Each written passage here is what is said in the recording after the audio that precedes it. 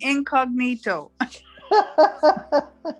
Oh, good morning, Arlene. Monica, so nice to see you. Terry, hi.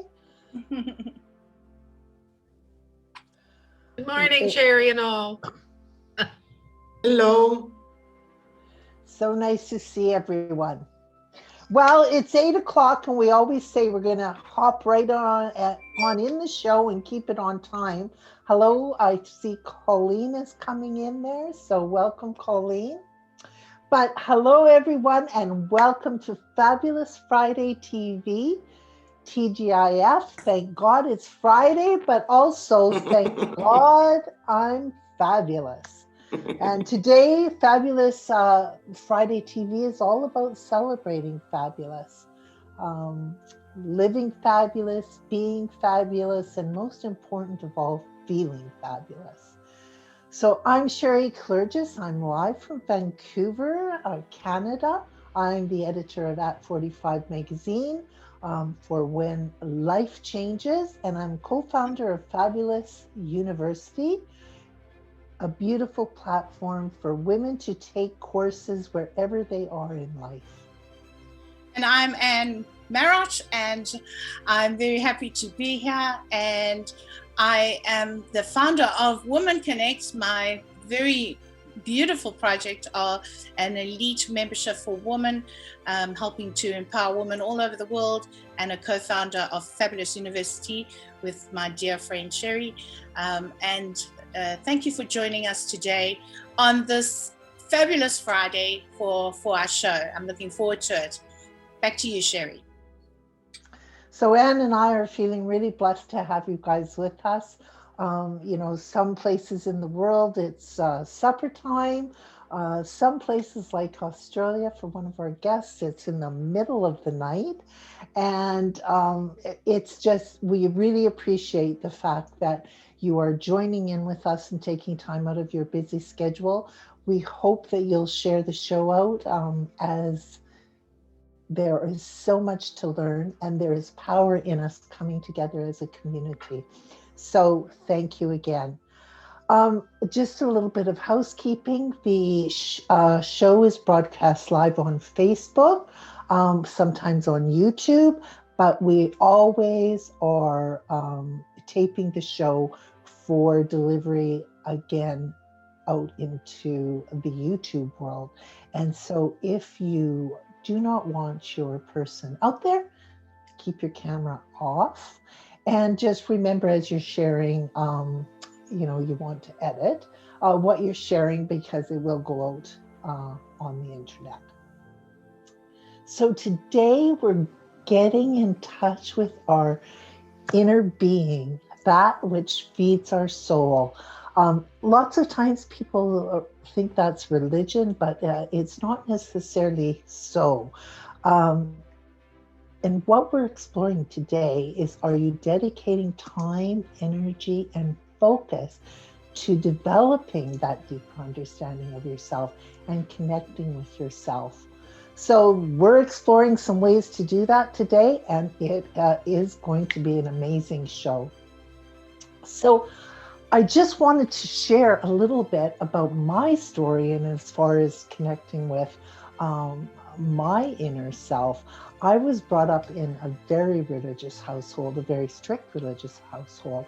And so I was in my 50s before I ever thought that there were other ways to touch base with my spirituality and that inner self. And it all came together just as I was launching the magazine. And it was sort of a trifecta of things. One was I got invited to a party where there was a spiritual leader doing readings from angels. And I thought, oh, I'm going to go to the party, but I'm having nothing to do with that. And one of my friends said, well, why not, Sherry? Like, what's the issue? And it's like, oh, well, I think it comes from my childhood. And I sort of had to do some deep thinking about that. I got to the party. I said, yes, I want a reading. And it was just such an experience. And at that time in my life, I was facing huge challenges. And what this woman said to me was, I've kept it with me all the time. She says, Sherry, I see you in a room. I can't hear you, but you're screaming. And honest to God, that is exactly how I felt at that moment. I was just screaming to get my voice heard. Then a couple weeks after that, I interviewed a woman on the show today, Wallis, and she had this. We found out just at the end, or I found out just at the end, that she had created these oracle cards, and she was led to do a reading for me. So she did that, and I'm going to speak about that a little bit later.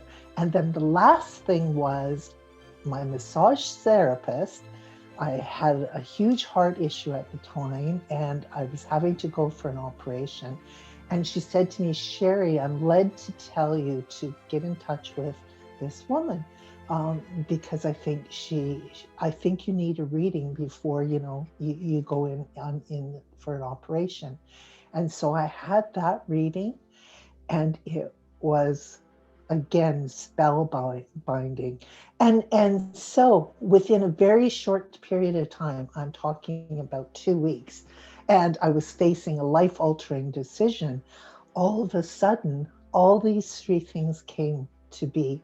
And so it's been a huge journey, but so much fun as I've explored that thing. And as time goes by, often, my life gets out of control again.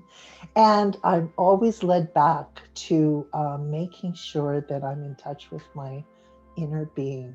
So it's something that we all need to do. And it's so important because if you're trying to reconnect with yourself, you can't do that unless you're looking inwards. So that's my story today. Anne, over to you. Okay. Well, I have, when many years ago, now we're talking quite a lot of years ago, I got divorced, and I had to leave the country that I lived in, and I had to go, I came back to my own country. And I was with some friends, and I was in a really bad state. And for the first year, I couldn't do anything. And this one woman that I met at a gathering with some friends, she told me that I should actually speak to this woman called Nina. And I was living in a town called Durban in South Africa at the time. And she said, you should speak to Nina because she helps companies, like businesses. She helps guide them, and she's actually an astrologist, but she helps guide them on a business platform as well. And she has helped many people, and she has a really good reputation of doing this. And I thought, is it fortune telling or something? So I didn't know if I was in that space, and she said no, it's actually astrology, and so you were born on a certain date, and there's no denying that you're here.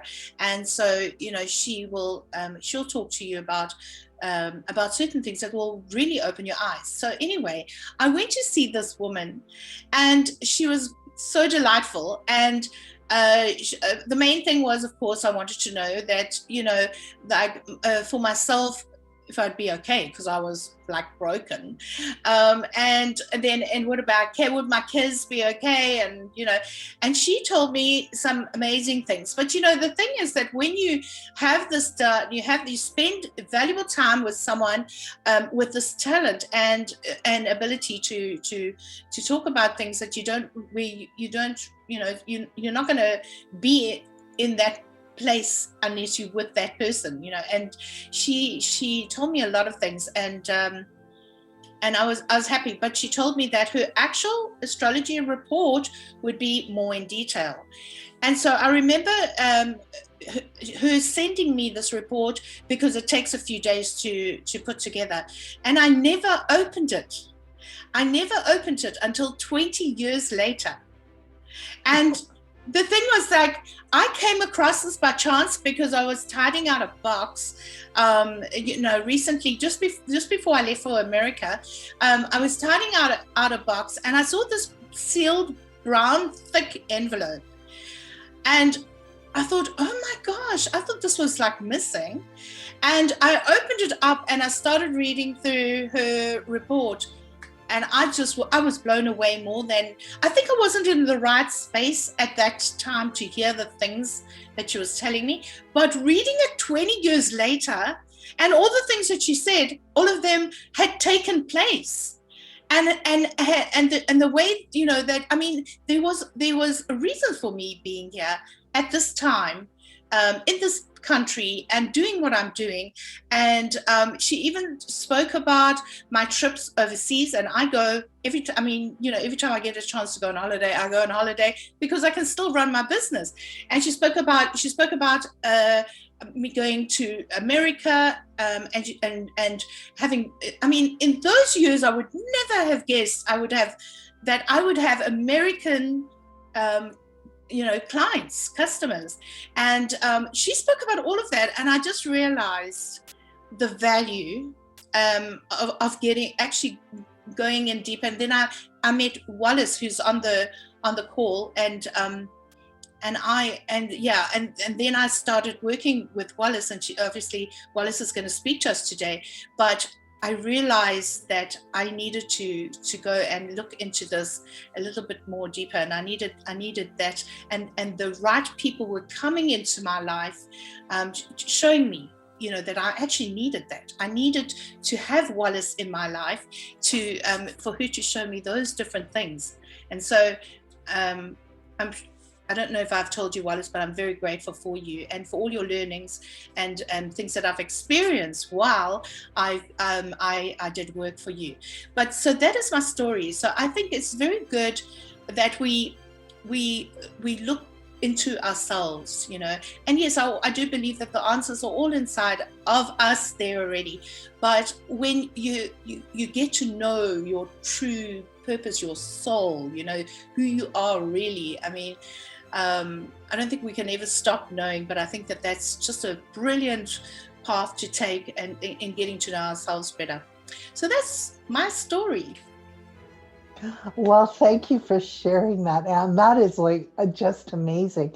But I think the one thing that I took from that and is, sometimes, just like you said, we're not in the right space or the right place to receive the information. Yes. But sooner or later, the right information at the right time is coming at us, and we just have to be open for when that is. We can't make it happen. It's going to happen. Yes, like the envelope. I mean, the envelope appeared. It said, I'm here now, read me. Just amazing. Well, thank you for sharing that. So today, as you know, last week our show was packed. We were talking about money, and we had some just amazing sharing on that show. But it was so busy that we didn't get to do any prizes and giveaways. And so today we've got more than normal. So we're going to hop right into it. So today what I want you to do is I want you to think for just a couple seconds while I'm telling you about the prize. And this is what I want you to think about. What is your life purpose? And what is the personal gift that you have to work with to achieve that? Okay, I know it's a deep question, but I want you to think about it and put it in the chat. So what is your life purpose? And what is the personal gift that you have to work with? Now, remember, this is not rocket science or something, so just pay attention to the first thing that comes into your mind and put it in your chat. And the prize is going to be this book, which I am so proud of. I am the co-author with 364 other women. And it's just packed full of inspirational stories and women sharing what they've learned and how their life circumstances have affected their path. So it's a fascinating book. And I'm going to give a copy away. So I'm going to be reviewing the chats. And sorry, somehow I missed again my chats here. Just give me a minute here. Has anyone put anything in the chat?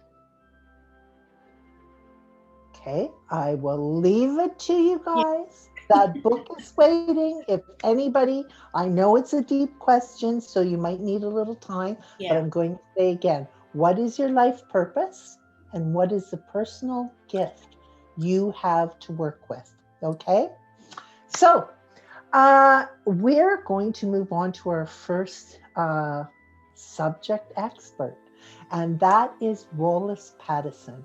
Now, Wallis is a mother, a grandmother, and the founder of Bold Not Old, an age-positive movement. The movement is about encouraging others to be seen and heard. Although Bold Not Old began with people 50 plus, younger people are inspired by what they see and hear. And there is a need for a more positive mindset in relation to aging, and we all know that's a fact. So doing what makes us happy, what brings joy to our lives, gives a positive effect on both our physical and spiritual well-being. And Wallis encourages people to be bold, not old. And when Wallis is one of the women that I spoke about earlier. When I interviewed Wallis for my magazine, she gifted me with a set of oracle cards. And I've shared them out on my Facebook, my personal Facebook, a number of times. So 2 of those cards fell out of the pack, and her reading led me down a path of a journey, well, that was destined to be. But I've used these cards with my family, my friends, over and over again, and they're filled with great wisdom. And I'm just thrilled to have her sharing with you and how to get in touch with your spiritual side. So Wallis, welcome. Thank you so much for getting up at 2 o'clock in the morning to visit our show and share with us today. You need to unmute. Oh, there you go. Go for it. I'm unmuted. Hi, everyone. And yes, I'm Wallis Pattisonn, and this is fabulous. Thank you for having me on, and thank you for all those, wonderful, glowing things that you've said about me.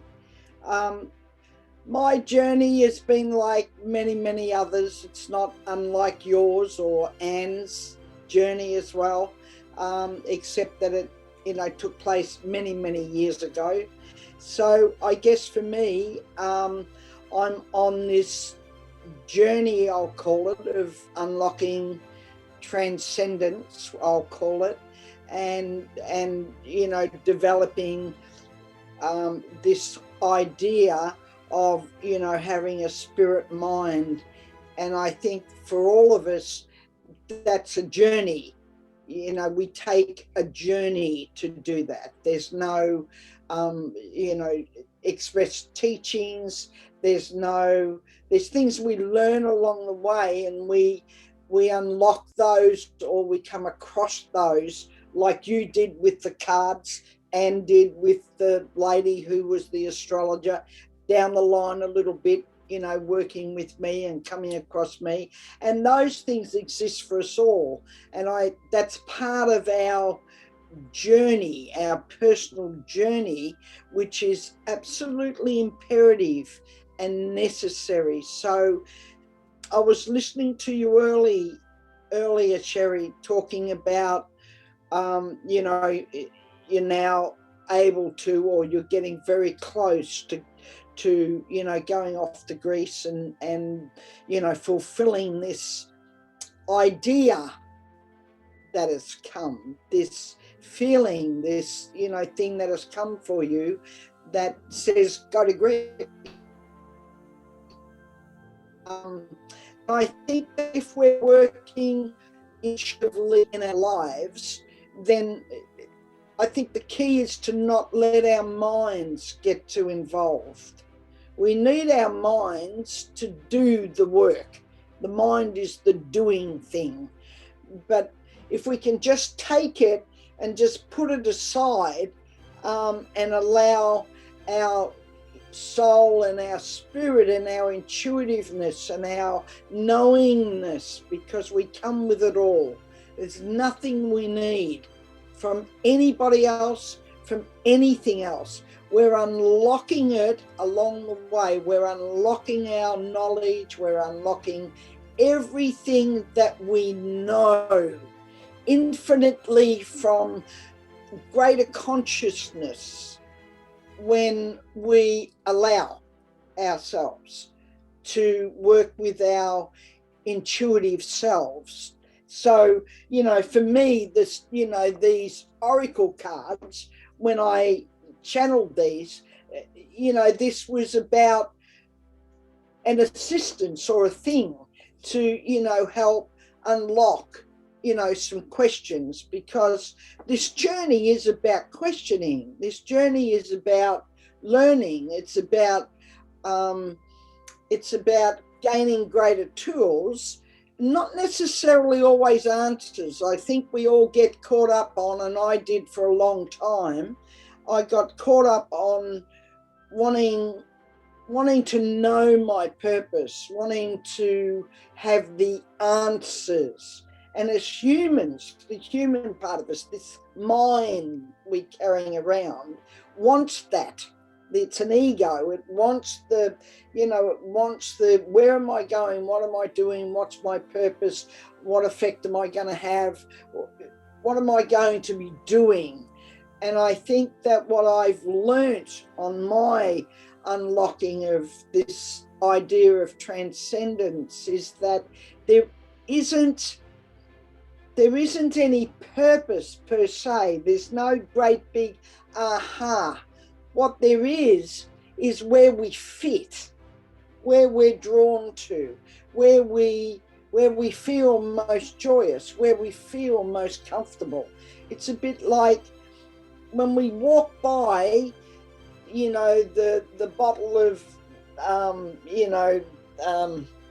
pills or you know, things that we'd like to take for health. When we walk by the bottle, if we just simply look at it and go, oh, I should take one of those, not to then start doing the great analysis of why you should be taking it and why that thought came into your mind and why why at that very moment, because we get stuck on all that.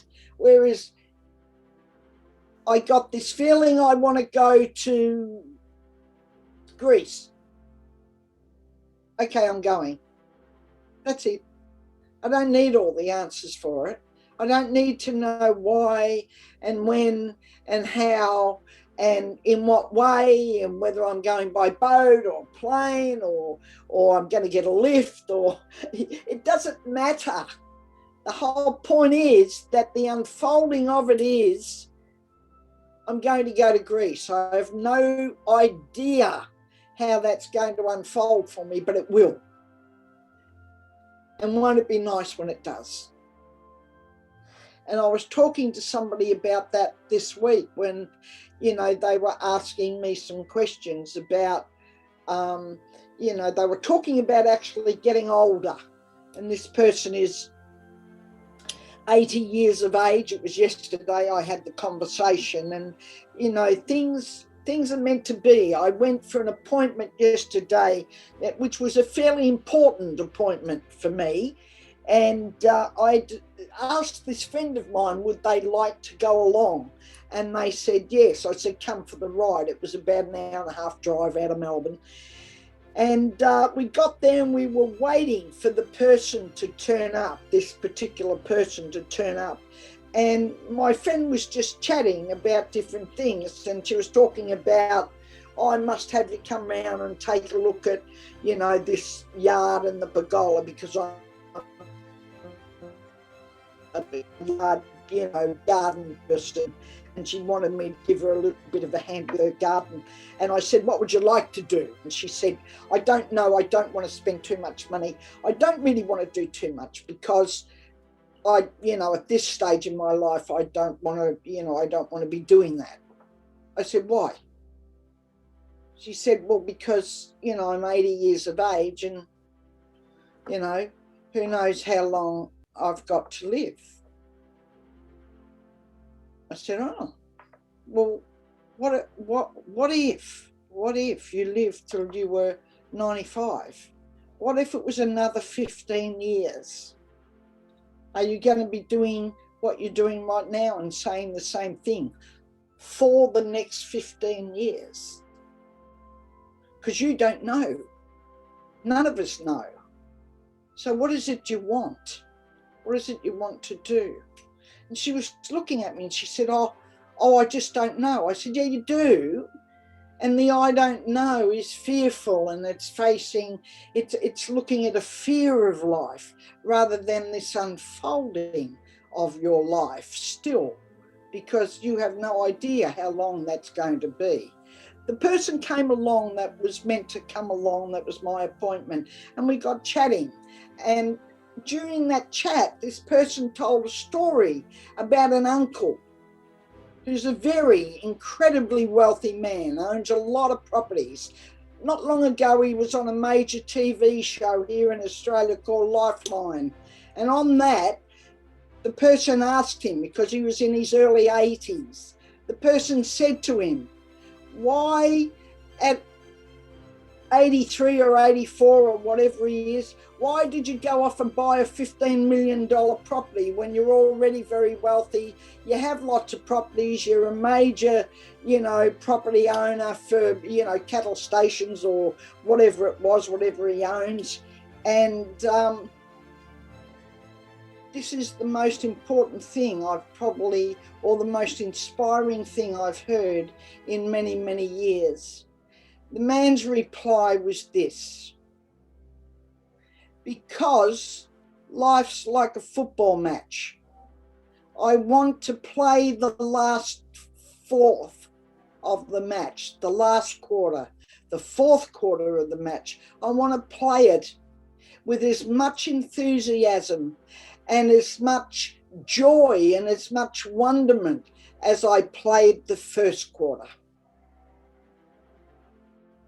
My friend was sitting on the other side of the table, and I looked at her and I thought, I hope you heard that. I hope you heard what that really, really means. So our life is an unfolding, and don't get too much into our heads. If that man had been listening to a lot of other people about age and all the rest of the stuff, downsizing and all the rest of the things, me, I don't want to ever downsize. I'd like to have the house 3 times a bit larger than the one I've got. Don't let our head get in the way of our intuitiveness and what our heart is saying. And when you walk by the bottle of, pills that says, oh, take one of those. Don't worry about why or how or when or in what way or analyze it to death. Just do it. If he says to you, you know what, wouldn't it be nice to go and live in the country? I'd rather live in the country than I would in the city. Try it on. Go and see if it fits. Because it's your intuitive self unfolding this transcendence of joy and spectacularness that life is for us. But we deny ourselves of it. And then we look back and go, whoa, if I had have only known.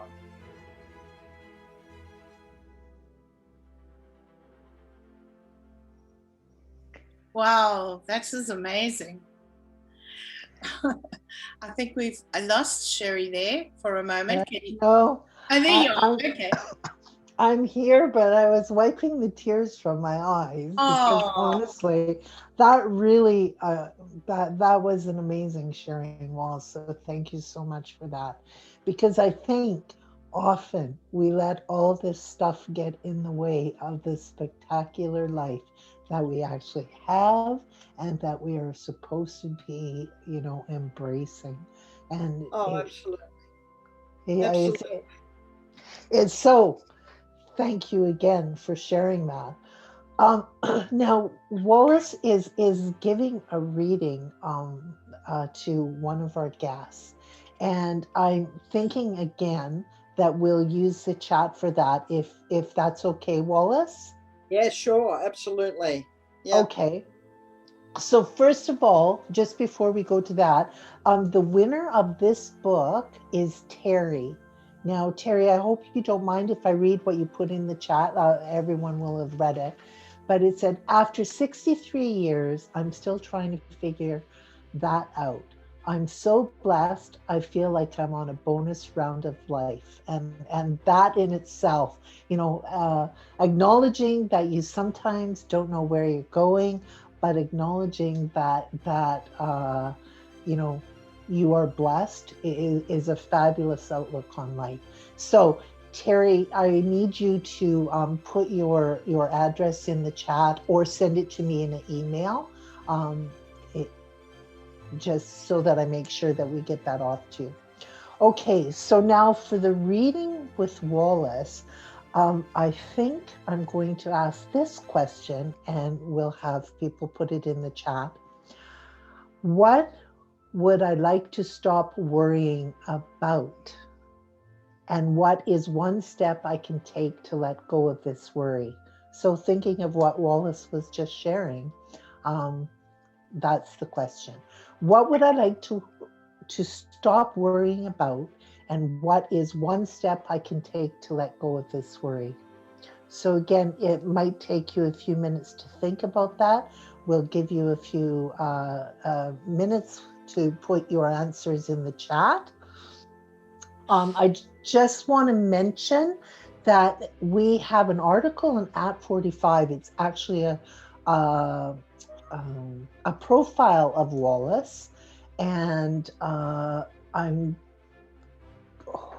not sure, Anne, if I had a chance to say this to you, but I left the link to that article in the agenda, and if you have a chance, you can grab it and put it in the chat so people can read more about the story about Wallace. So thank you very much.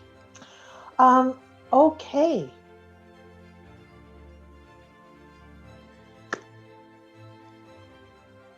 So we're on to our next sharing, and we're so excited to have Anita Reisinger with us. Now, she's coming to us from Germany. She's an intuitive guide and a happiness coach. She holds a professional certificate in the science of happiness at UC Berkeley. She's a practitioner of the Hawaiian Huna. I hope I said that right. The ancient science of success and happiness. Now, Anita is a regular contributor to At 45 magazine with her weekly affirmations. And Anita was gifted to me again, as all the wonderful people in my life are a gift. She was gifted recently from a woman, again, one of my first people that I interviewed for the magazine. And she texted me a month ago and said, Sherry, you really need to connect with this woman. I think she's got lots to offer. And she has. Now, I personally had never been or wasn't that familiar with affirmations. And I've learned so much from Anita with her weekly column and our chats together. So welcome, Anita. Hello, everybody. As Sherry already said, I say that I'm an intuitive guide. I don't like the word healer for me so far, and I'm a happiness coach. But I prefer to say that I work intuitively with my clients, and we dissolve blockages. That they can work with affirmations. That's my work. But today I want to work with you with affirmations when I may. And I want to talk about my higher self experience. And for me, it's not always, as you said already, Sherry, it's not religion. And may I share a little story about a man who was asked once, what religion do you believe in? And he said, no religion. And the other man said to him, why no religion? No religion for the sake of religion. And for me, this is a little story. I know that some people come out of the Christian tradition, and they have sometimes even more problems with the Christian tradition than people who are not with the Christian tradition. But I want to ask you first of all, if it would be able, if it would be possible, that you have something to write with you and a little paper. And I would like to make together an affirmation for us in the group, maybe just a little exercise together. That is the idea I have. And first of all, Sherry started, by the way, with an affirmation. I am fabulous. That is the first affirmation so far. It's already an affirmation. I'm fabulous. And for me, the higher self, some people don't like when they say they believe in something bigger than them. But then you can also say, I believe in myself. You don't even have to talk about God, or maybe you want to work with the word love. You can work with love instead of God. There is no right or no wrong. That's all I want to say for working with affirmations. You can use them and just see them as positive sentences you give to yourself. You know that there is self-fulfilling prophecy in a negative way, and affirmations are just the other side of the coin. Affirmations are the positive aspect when you say something to your subconscious, to your inner being. And some people, maybe sometimes me as well, feel a little bit silly or stupid when they say they talk to God.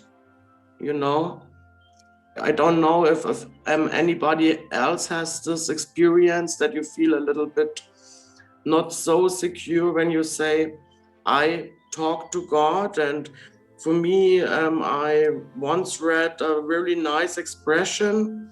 It says, prayer is asking God for something, and meditation is listening. And for me, I want to say now for us a little meditation or a little affirmation meditation, that something comes up for us all together. And I would say, dear higher self, be with us today. We are open to love, abundance, and happiness. Please let us all have some insights on affirmations today, together. Thank you. So it is. And you can say amen. And if you don't like the word, you can say so it is. And if you don't want anything, then you say nothing at all. That's all that's all okay so far. And for me, I would ask to put in a chat maybe something what comes up for you as an affirmation, as something that you feel good about, and maybe a short sentence. I can give an example what came up for me. My higher self is always taking care of me, and is leading me to the person I am meant to be. And so it is. Amen. And this is what my work is.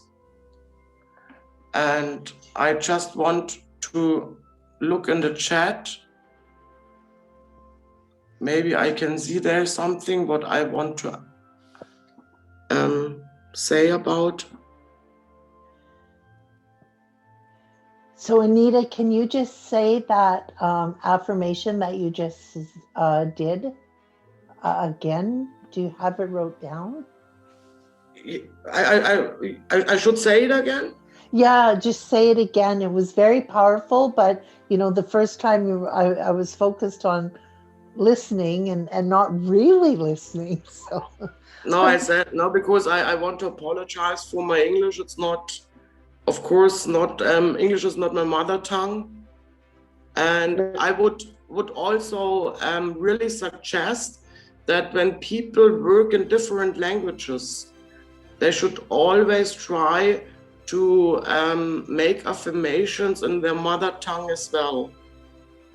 This is for people who are maybe in Europe and the language is not English as a mother tongue.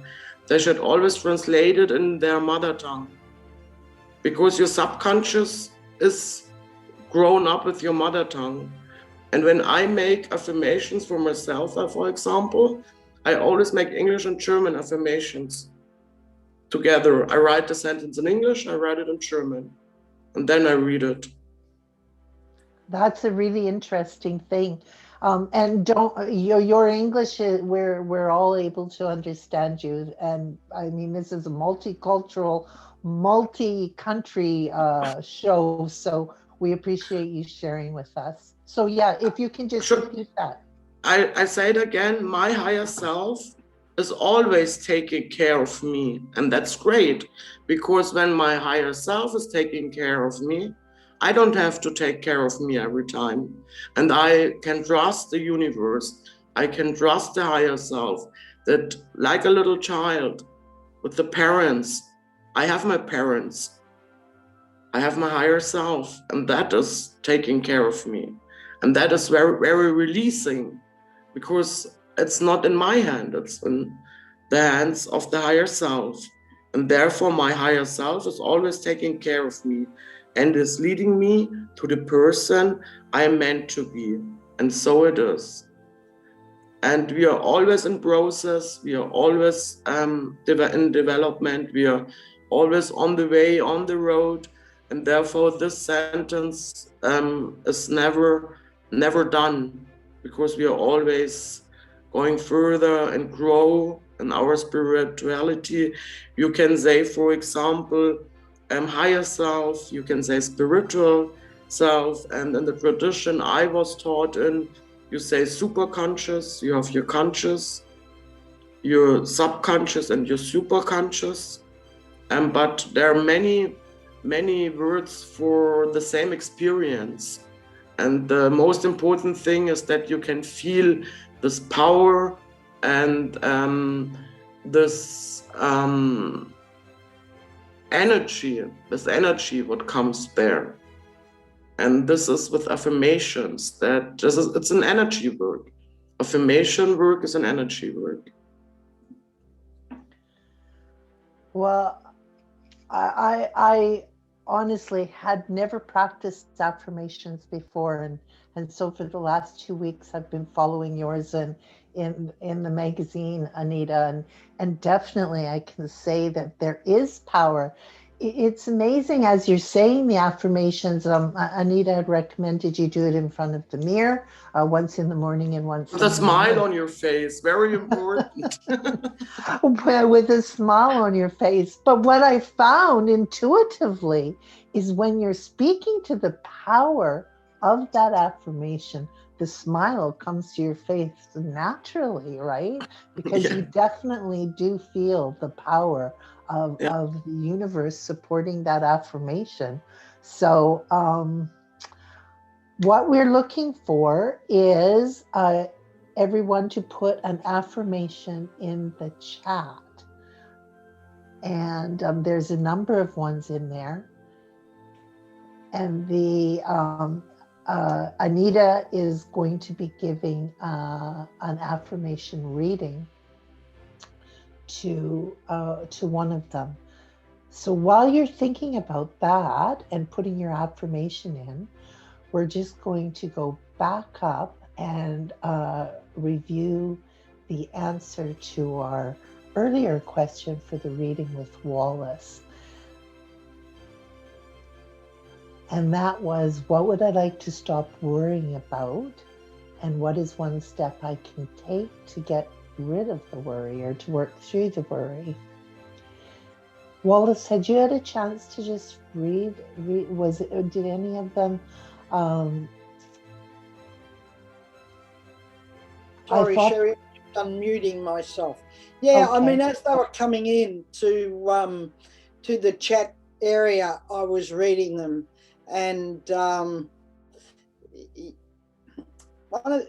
thing that stands out in all of these things that have been said, and one of you people will, we'll spend some time together, but for all of you who have written for me in this area, what I'd like to say is this, that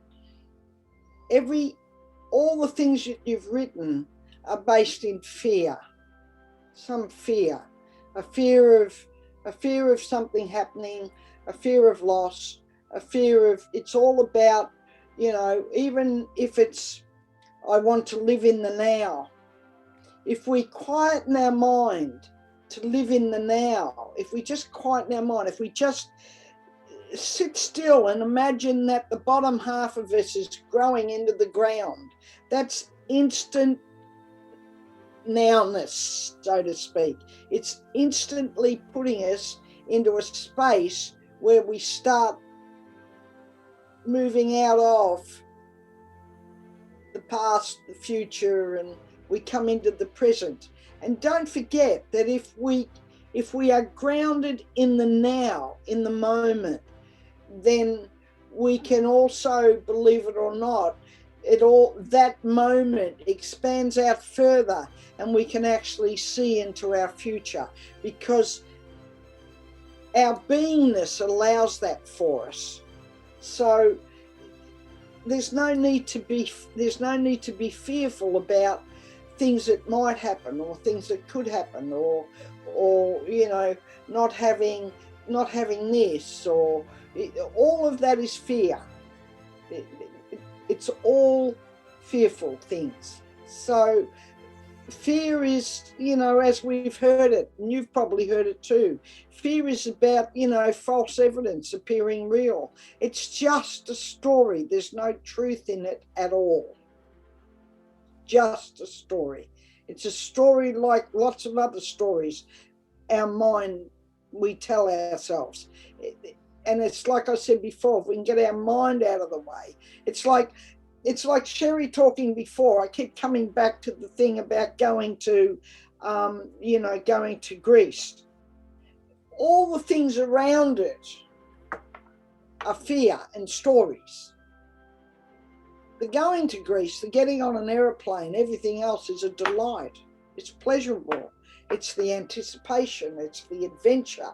It's the, oh, wow, how's that going to be? Oh, it's going to be amazing. And we have all this. And then what happens is we start building our storytelling around it. And there's no truth in it. It's as untruthful as anything else around. But we build this story. So when I read these things here in the chat room, a lot of them is a lot of storytelling to yourselves. It's a lot of, what if this happens? What if that happens? It's like my friend who said, well, why do anything? I'm 80 years of age. Well, what if you live to another 15? And what if some of those things happen? What if? Don't live in the what ifs, don't get into the fear of it all and what might happen. See your lives as abundant and pleasurable and joyous and spectacular and adventuresome, and Don't build stories. The stories we build are the boogeyman's. Yeah, I agree with that. And I also think that when you, when you're constantly fearing a thing and you're bringing that negativity into your life, because like somebody said, I can't remember who it was, that they keep on thinking about it. How do I stop thinking about it? You've just got to stop that negative thought, because remember, everything you put out there comes to you. So you got it when that voice comes in your head, just tell it to you know what I mean? You got to just tell it, go, and replace it with a positive thinking. You can't be thinking that something's going to happen to your child, because then something will happen to your child. I mean, ultimately, whatever you put out there comes back to you. So you just got to take that negative thought away and put something positive in its place. Don't you agree? Well, sorry, Anne. One of the ways to do that, sometimes when we go, replace the thought, it's actually quite difficult at times when all that's overrunning your mind. But, the simple thing with it is just to stop and say, where would I be without the thought? Who would I be without that thought? Absolutely. Who would I be without that thought? Yeah, that is so true. That's a good way to look at it. When you're faced with those fears, is to say, if I didn't believe this, what would I be doing? Who would instead? I be without it? Who would I be without that thought? Yeah. And then what that does instantly is it shifts you and your thinking to another inquiry. It's another inquiry. If you can shift the inquiry from all that coming in, the person who, is fearful about, their child, looking at other people's dilemmas, looking around at everything else. If we all do that, we'll go crazy. We'll end up in straitjackets in the nut house. Yeah. Simple. Wow. We just simply will, and that applies to all of us. As we get older, as I've gotten older, there was a time when I got into a whole lot of things, and the nighttime seems to be worse. The boogeyman's really come out of the cupboards. But you've just simply got to switch the thinking to going, who would I be? Who would I be without that thought? Where would I be? What would I be? Because suddenly then you're going, well, I'd certainly be much happier. I'd be less stressed. I wouldn't be worried about, my child, going out and getting on the bus on their own, or I wouldn't have this whole, because we all, those of us that have been parents, we all have had that sort of thing. When the kids go to school and when they get their first bloody motor car, and you think, oh, geez, stay up all night, where are they? They're not home yet. They should have been here an hour ago. And they come in through the door and you'd like to hit them over the head, but you throw your arms around them and say, thank God you're home. We all have been there. It's letting go. It is not. Remember this. I want you to remember this, if nothing else, that those around us who we love and care for are a gift. But they have their own lives, and they come like us to do something specifically, and when it's time to go, they will go. And it's not up to you, and it's not your choice, and it's not your decision, and it's got nothing to do with you and everything to do with spirit. And they made the pact before they come. Remember that they are a great soul on a great soul's journey, their own soul's journey, and it is not yours. You are on yours, they are on theirs. Remember that their journey is of a great soul, an individual great soul, just like yours. You don't own it. You're just the custodian of the time, and you hold it in a space for it to do what it needs to do because it chose you to learn some lessons from. That's all, nothing more.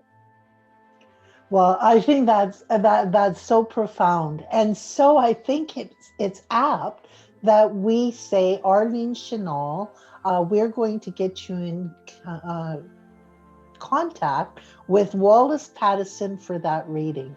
You know, because you shared that one of the worries is about your son's health, and so I'm just led to say that's a good match for that door prize. So we'll get you both in touch. So thank you, Wallis, again for that wisdom.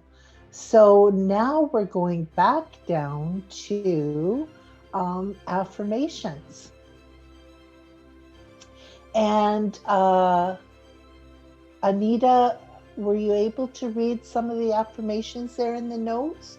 Yes, and I want to thank all of you for participating, and may I choose or you choose? You go ahead and choose if you're led to pick someone that you yes, can for sure. I have two favorites.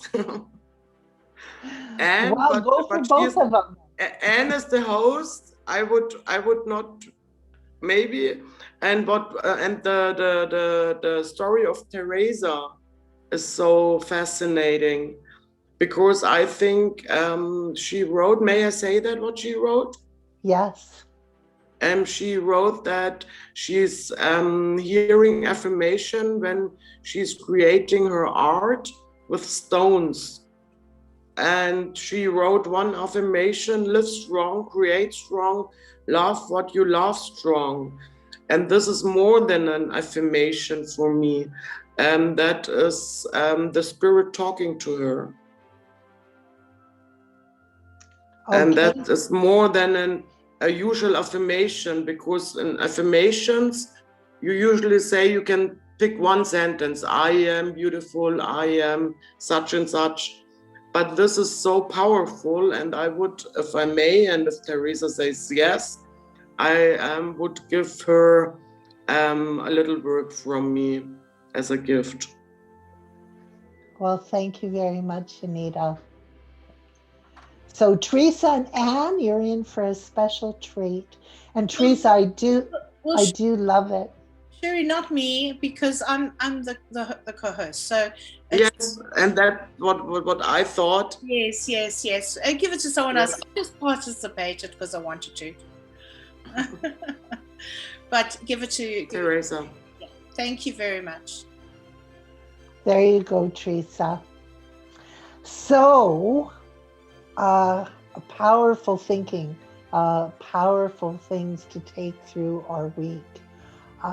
And thank you very much for everyone for participating and being bold and brave enough to put your thoughts in the chat. Next week, we are going to be talking about our health.